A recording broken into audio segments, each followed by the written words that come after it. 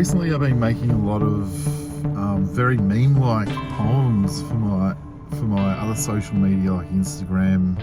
Not the talking videos, the really short and sweet stuff. And part of me is a bit disappointed because I kind of know I love meme. Personally, I love memes and I love when a line's written really beautifully, but when it's just written for the sole purpose of standing alone, I kind of feel like, as I've said before, it has all the nutrient of chewing gum. And I feel like when a whole bunch of true things are said in a row, that's when something beautiful can kind of happen. It almost casts a spell. Yeah, writing memes, which is what I kind of used to do for longer poems. Each line I wanted to make really good. Yeah, at the moment I've turned into, I'm deliberately chasing comedy or laughs, and I can feel that I'm becoming weaker for it. I'm not naturally funny. When I try to be funny, I'm not funny. But when I'm not trying to be funny, that's when I'm actually funny. And I noticed that with my mum.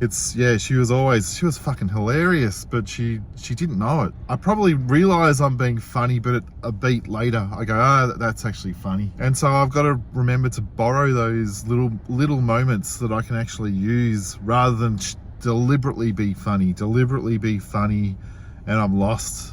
And I'm writing all these deliberately funny things. It's the same thing with poetry. As soon as you try to sit down and say, I'm going to write a poem, it sounds like a poem, but it actually, there's something lost, and the reader can sniff it. The reader can sniff that it's a false move. And same with comedy, same with meme writing. And I've sort of fallen into meme writing recently. It works really well for social media, and that's good because it helps me pay my bills. Then I'm not really being an artist, or I'm not really being creative. But I do love, like I said before, I love individual lines that make up a whole poem, and that's the real good shit. And so while I was on this, I thought I'd talk about memes and different ways of writing them. The ones have gone a little bit viral for me. I've basically taken an existing common phrase and then given it a twist. It's a formula. All of a sudden it's a formula. There's a formula. So there's one thing I took that was, you were made of stardust, which is a common phrase. So I wrote, you were made of stardust and poo particles. Don't get ahead of yourself. So I just took something that existed and then topped it. And there's another one I wrote, which was, sure, strive to be better than who you are yesterday, but remember to massively fuck up from time to time to reset the difficulty level. So there's that other common phrase. Yeah, strive to be who you better than who you were yesterday. At the time when I wrote those two, I wasn't chasing particular existing phrases and then giving them a twist. They happened. The recent ones that I've been writing, as soon as I'm going, oh, what's a common phrase that I can do a little twist on, then it's not working. None of it's funny. Everything I've written is unfunny, and it shows. Like I'll post a lot of my new stuff, the meme like stuff, and people don't share that as much as the stuff that I wrote with it when I wasn't trying to deliberately take something that exists and then give it a twist. Those two examples that I gave, they just came out from the, I don't know, sideways. But yeah, as soon as I've tried to twist something, they just haven't worked. There's something in it that's just like, it sounds like a joke and it's not actually funny. it's so weird. But yeah, that's the thing. So I want to go back to writing one good line after the other, and one line that leads to the next line. When one line is individual and it stands alone, you can't really cobble together a long poem just out of individual lines. I love when one line leads to the next line, leads to the next good line, and there's a pathway it creates, and there's a little adventure to be had. And that's that when those lines happen, when one unloads itself out of an existing one, that's the good stuff. I feel like that's when the real stuff is starting to happen. And there's a lot of meme kind of pages that I can see they're doing formulas. I can see and there's a lot to learn from them. Like there's that meme page, Disappointing Affirmations, and the dude is very clever and very talented.